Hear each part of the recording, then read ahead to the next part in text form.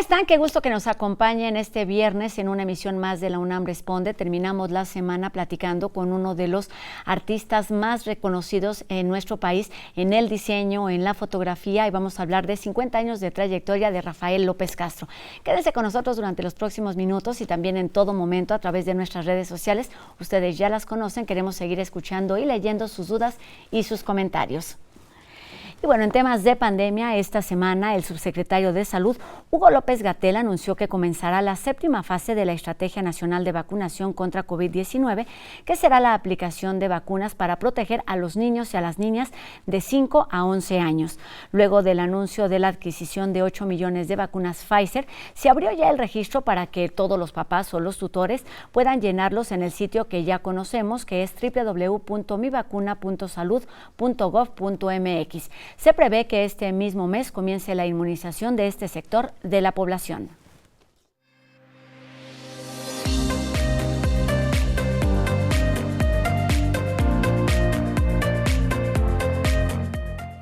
En el arte encuentro la única forma de vivir en la tierra. Así es como se expresó alguna vez uno de los referentes del diseño gráfico en nuestro país, que se ha dedicado a captar la esencia de México, su cultura y su gente. Además de haber colaborado con otros personajes reconocidos, este jalisciense ha contagiado a varias generaciones de artistas con su manera de crear arte y memoria. El día de hoy saludamos aquí en el foro de TV UNAM a Rafael López Castro, diseñador gráfico, fotógrafo y quien es la figura central de este libro Suave Trazo, editado por instituciones como el Colegio Nacional, la Universidad Veracruzana y la Facultad de nuestra universidad, que recoge buena parte de esta trayectoria, maestro, 50 años dedicado al diseño gráfico. ¿Cómo está?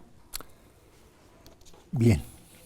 Un gusto que nos acompañe aquí en la UNAM Responde para hablar de este libro que a la vez pues es la reunión de esta trayectoria de 50 años en donde pues usted ha participado o ha hecho diseño, ha hecho fotografía, ha hecho carteles. ¿Qué es lo que cree usted que identifica su obra en general, el conjunto de su obra? Visto desde este lado, que he trabajado mucho. Y yo empecé a trabajar con mis abuelos. En ese tiempo el diseño gráfico no existía en México. Entonces,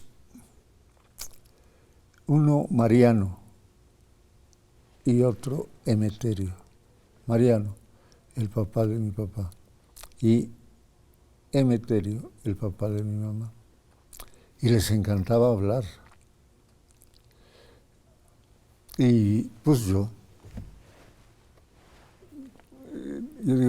no sabía hablar tanto, entonces me ponía a dibujar. Hasta la fecha. Empezó así usted con el dibujo y también con la lectura, con este contacto de los padres, pero principalmente de los abuelos. ¿Cómo influye esta formación, maestro? ¿Es usted jalisciense? ¿Tiene usted una cultura de rancho, de siembra, de animales? ¿Cómo influye todo esto, todas estos símbolos de identidad a lo largo de su trabajo en sus distintas facetas? Ser jalisciense no lo hace a uno diseñador gráfico, ¿eh? No, pero sí ayuda. Este año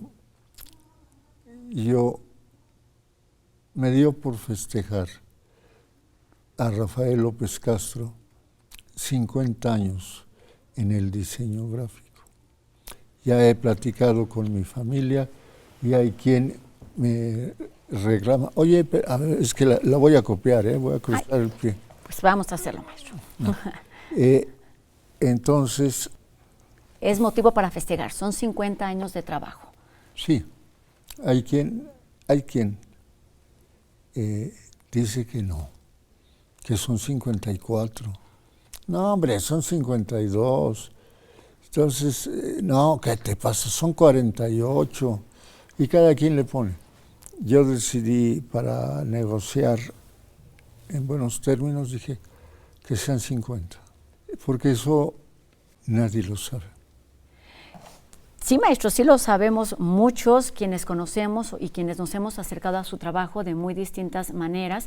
Platíquenos un poquito de cómo llegó usted al diseño, pasó por la Escuela Madero, por la Escuela Nacional de Diseño. ¿Cómo fue su formación? ¿Se considera usted autodidacta? No, sin mis abuelos yo no hubiera hecho nada. No soy autodidacta porque mis abuelos, cada uno a su manera, me corregían. Y yo estaba muy chamaquito y cuando entré a trabajar, pues no me quedaba otra más que de hacerla bien. Carlos Flores Heras, que fue mi primer maestro, y eso porque caí. Yo tengo todavía a Juan Manuel Torres, un buen amigo, que en paz descanse. Entonces me la pasé para arriba y para abajo, para la izquierda, para la derecha, no políticamente, ¿eh? Desde que empecé a tener convicción, ahora digo que siempre fui de izquierda, cosa que es cierto, pero yo me la pasaba siempre en una relación con la realidad, que ya lo dije de una manera, que era de izquierda natural. No, Eso siempre estuvo muy claro. ¿eh? Eso siempre estuvo muy claro, maestro. ¿Cómo fue esta formación, este contacto con grandes personajes? Me corrijo, es en la Escuela de Diseño, por supuesto, en la Imprenta Madero y en la Escuela Nacional de Artes Gráficas. Fue donde usted tuvo este primer acercamiento, estos acercamientos profesionales, además con grandes nombres del diseño y de la imagen. Cuéntenos cómo era su relación, por ejemplo, con Vicente Rojo, cómo fue esta creación de una editorial con Gonzalo Celorio. Platíquenos de esta parte de su trayectoria profesional, maestro. A ver, la historia de mi formación profesional es, porque siempre he sido muy hablantín y me llevo bien con la gente, entonces desde que otra se me vino a la mente, mi primer gran amistad fue con el maestro Carlos Flores Heras, que hasta me dio trabajo. Y yo pues ni siquiera sabía que era diseño gráfico. A ver, dibújalo bien, que le quede bien dibujadito, ¿eh? No, así no, está movido, fíjese que... No, y esa chava, dibújale unas caderas más grandes, pues te las dibujo muy flacas. Esos fueron mis maestros, Carlos Flores Heras. Y en ese mismo trato, Juan Manuel Torres, adelante, yo lo conocí, y luego,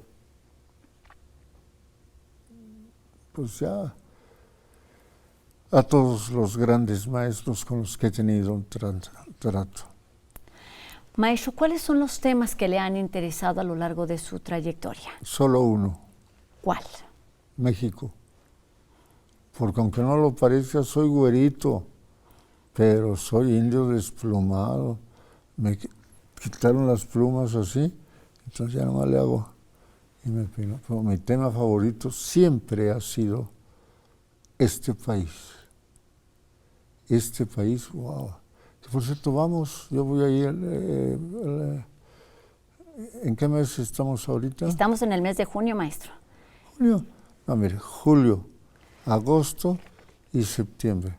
En septiembre yo voy, me encanta. A recorrer las calles, que es algo que ha hecho toda la vida, pero no solo a recorrerlas, sino a captarlas y a transmitirlas. ¿Qué de todo ese México es lo que le interesa compartir, maestro? Su gente, su cultura, sus colores, ¿qué es lo que le llama la atención? Todo eso. No me interesa. Ay, mira qué bonita mesa hacen en México, no. me interesa todo lo que hacemos, cómo lo decimos, me interesa. Y luego lo voy transformando en una expresión gráfica.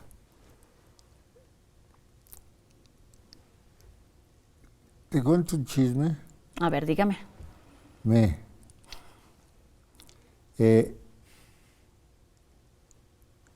Yo nunca fui a la escuela a aprender a estudiar diseño gráfico.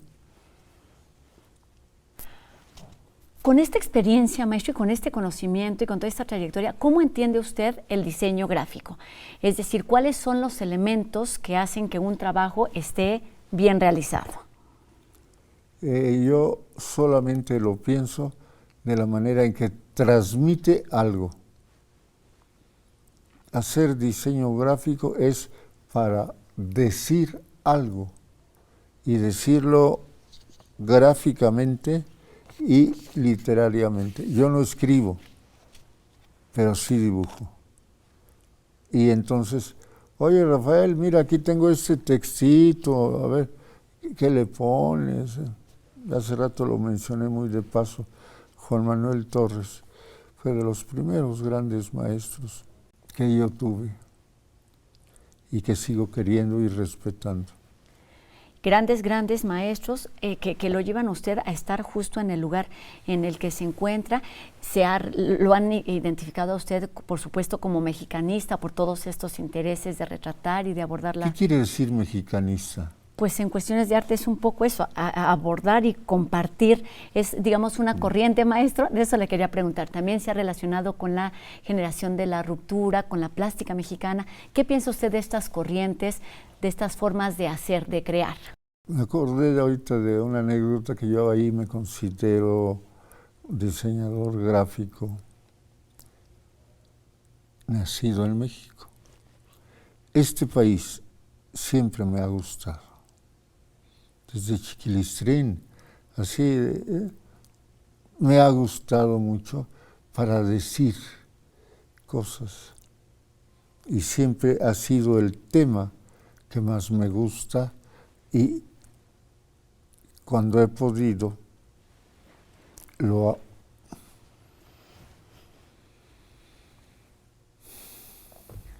lo hace presente en su trabajo. Maestro, nos decía al principio, está celebrando 50 años de diseño gráfico y lo ha hecho de distintas maneras, con alguna exposición, pero quizá el eje o el tema principal es este libro Suave Trazo, editado por varias instituciones. ¿Qué significa para usted este libro, este reconocimiento también a su trabajo? ¿Qué significa para mí?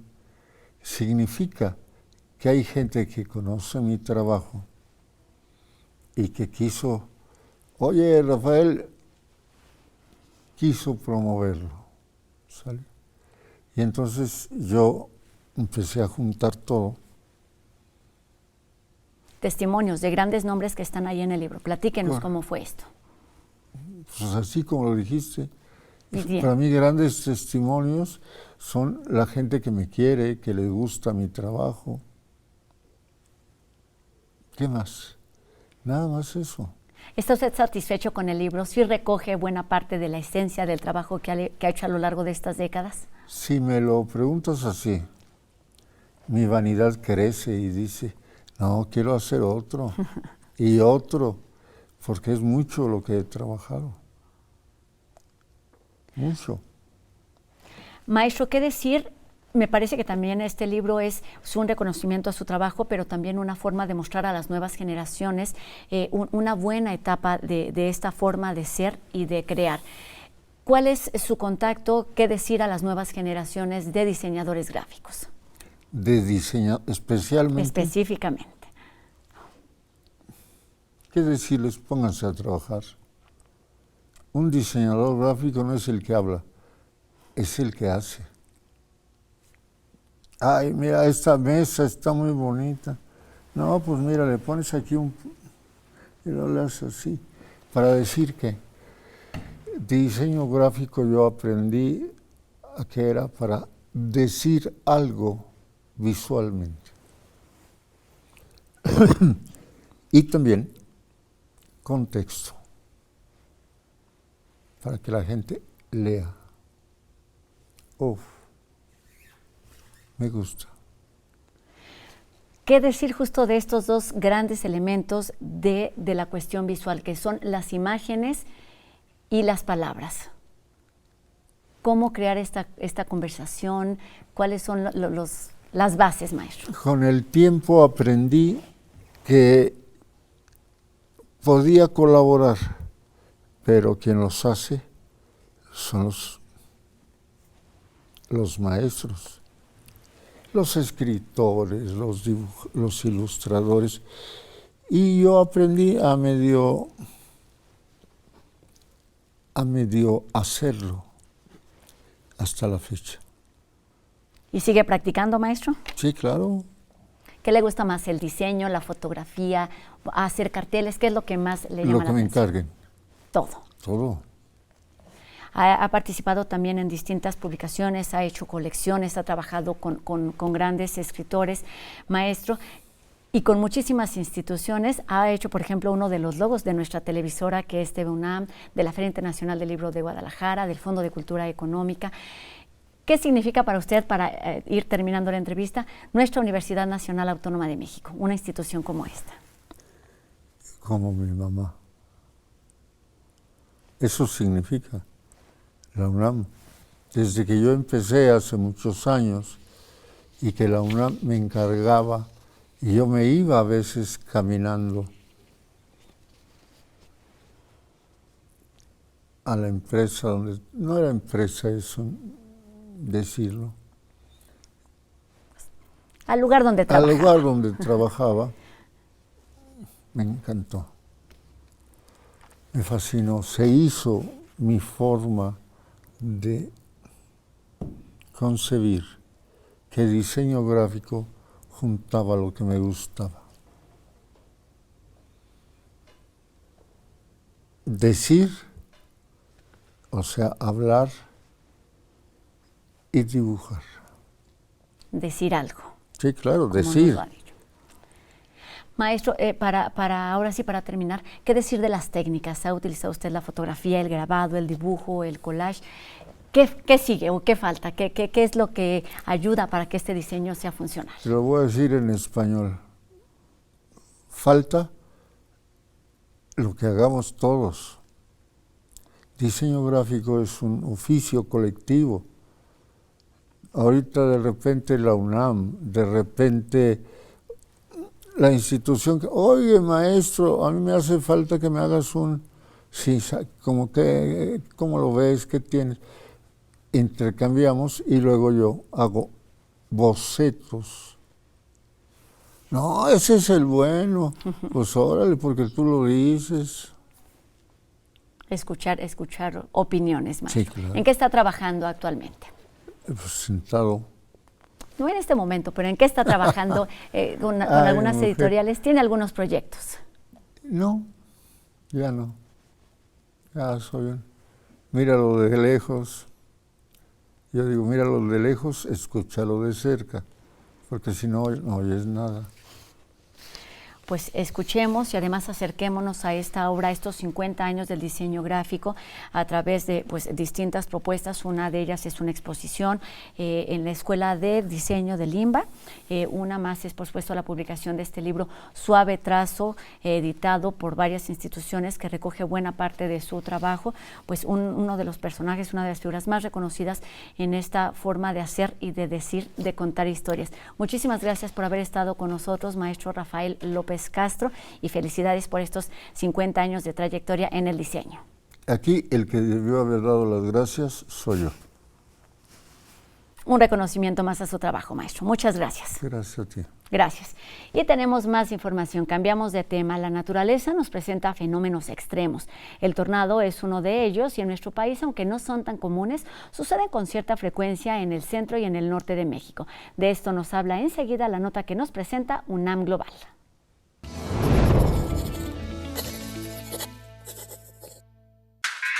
De manera popular se conocen como culebras, trombas, serpientes o dragones, pero su nominación correcta es tornados, y son más comunes de lo que pensamos.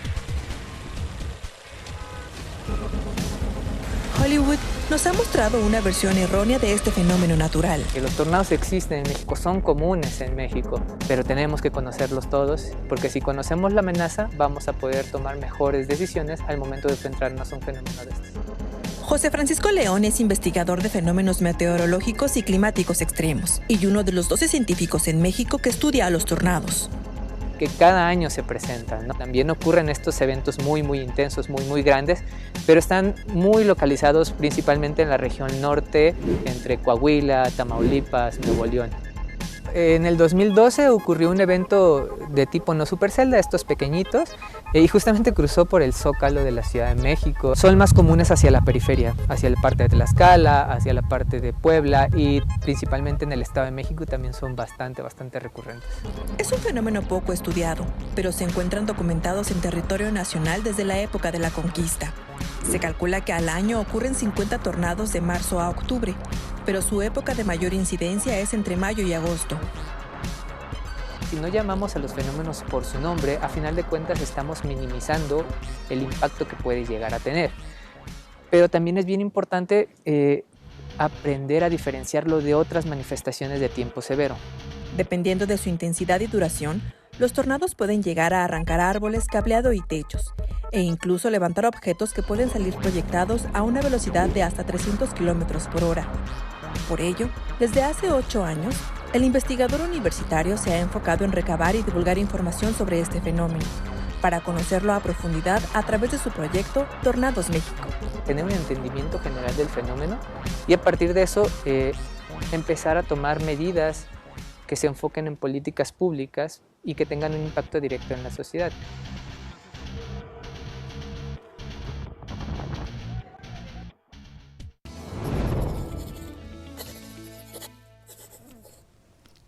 Y de los tornados nos vamos a las canciones emblemáticas de nuestro país. Enseguida Miroslava nos dice cuáles son y quiénes fueron sus compositores.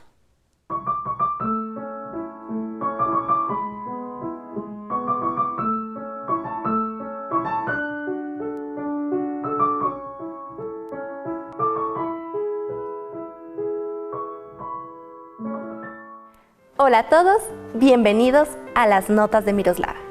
El día de hoy hablaremos de 3 obras emblemáticas de nuestro país que trascendieron fronteras y que se siguen escuchando en todo el mundo.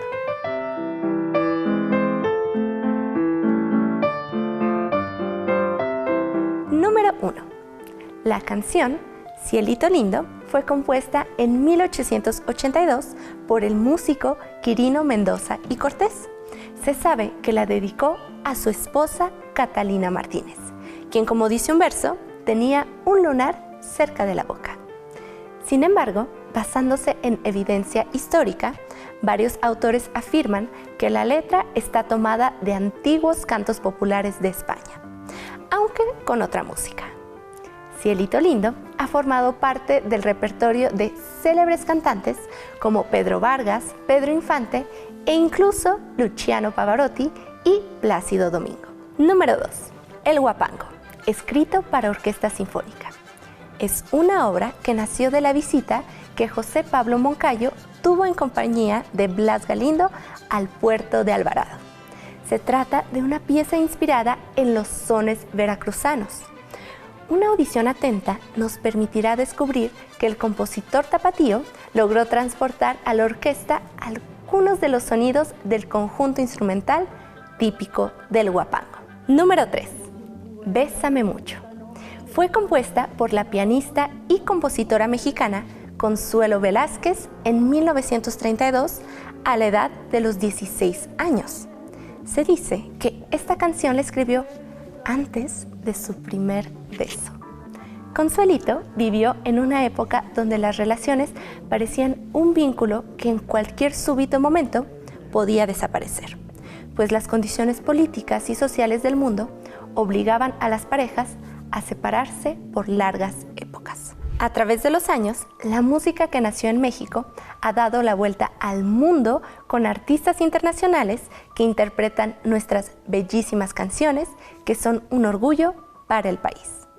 Cuéntame, ¿cuál es tu canción mexicana favorita? Escríbeme a través de mis redes sociales, Me puedes encontrar en Instagram y TikTok como @miros_gli y en Facebook como Miroslava Gli. Nos vemos pronto. Todos tenemos una canción favorita y por supuesto tendría que ser mexicana. Con esto terminamos nuestro programa de hoy. Los invitamos a que nos acompañen en una nueva emisión de La UNAM Responde el próximo lunes. Sigámonos cuidando, usemos el cubrebocas y nos encontramos aquí, por supuesto, por TV UNAM, 2:30 de la tarde. Adiós.